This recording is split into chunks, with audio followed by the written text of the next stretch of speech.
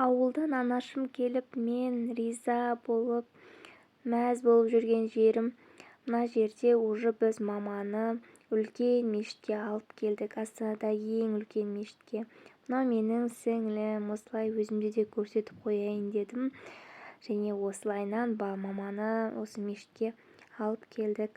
Мына жерде мешітке келіп таң қалдық. Өте әдемі, керемет. Әрбір жерін үлкен шеберлікпен жасаған ғой. Ішіне кіргендейін де айта алмаймыз. Таң қалдық барлығымыз.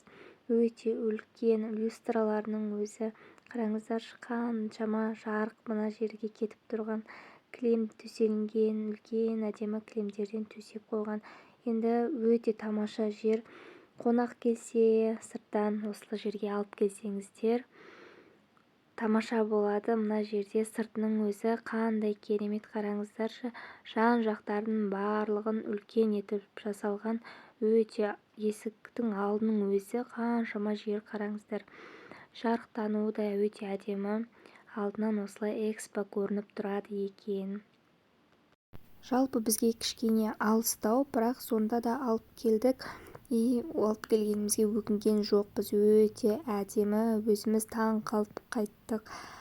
Мына жерде уже біз папамыздың ағасын ендеміз. Атасын жақсы көреді Раяна. Прям барған сайын ата деп кішкентай кезінен осы үйге келіп өскен екен ба, білмеймін, атасын өте қатты жақсы көреді. Осылай қонақ болып бізді шақырды. Мына жерде біз кешегі фотоны жалғастырып кетейік. Мына жерде әркім өздерінше бір кадр болып тұр. Әрқайсымыз әр жаққа қарап, әйтеуір естелік қой деп сақтай берген фотолардың барлығы жиналған фотоларым ғой. Әрқайсымыз әртүрлі болып тұрмыз. Мына жерде менің сіңлім. Менің сіңлім өзімнен 2 жас кішкентай сіңлім. Екеуміз де қазір тұрмыстамыз Астанада, мен ол Алматыда.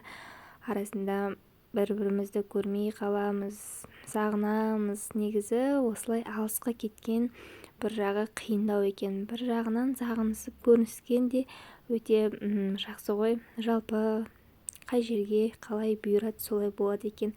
Ешқашан ойлаған емес біз алыс жаққа тұрмысқа шығамыз деп. Мына жерде менің жолдасым, екеуміз бір-бірімізге қатты ұқсатады адамдар. Сырттан қарағандар. Жалпы ұқсаймыз ба? Айта кетіңіздер. Жалпы ерлі-зайыптылар бір-біріне ұқсайды дейді ғой. Сол сияқты ұқсастықтар бар әйтеуір екеумізде. Мына жерде өзімізше фотоға түсіп алдық. Музейге алып барғанбыз. Мешіттен шыққаннан кейінгі екінші күні музейге барғанбыз.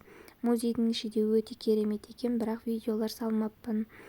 Осындай фотолардан жинақтадым. Өте музейдің ішіне алып барсаңыздар да өкінбестер, өте әдемі. Мына жерде мен сыртынан түсіріп алған мешіт. Қараңыздар, қалай керемет болып салынған. Өте тамаша. Жалпы Астанаға қонақ болып келсеңіз де, немесе астаналық болсаңыз, жалпы астаналықтар көбісі, бір шындықты айтайын, Астанада тұрса да хан шатырға бармаған деген сияқты, бәйтерекке мінбеген деген сияқты адамдар бар. Себебі қолда бардың қадірі жоқ деген сияқты ғой.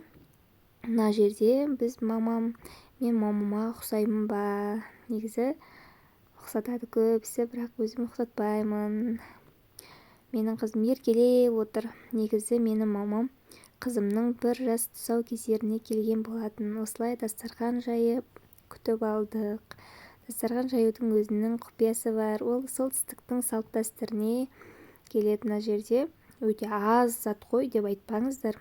Негізі 2 рет дастархан жаяды. Салт-дәстүр бойынша бізде осылай 2 рет жайылған дастархан.